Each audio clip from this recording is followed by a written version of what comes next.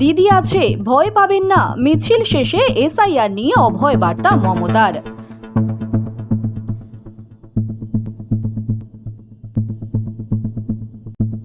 2002-এর voter তালিকায় নাম নেই, মাঠে কীটনাশক খেয়ে আত্মহত্যা কান্দির কৃষকের। আঙুল সেই এসআইআর এর দিকে।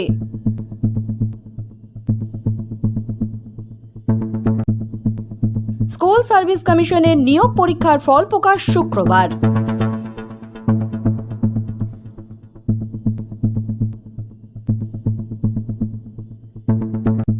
দেশের জনসংখ্যার 10% সেনাবাহিনীকে নিয়ন্ত্রণ করে। বিহারের ভোট প্রচারে মন্তব্য রাহুলের।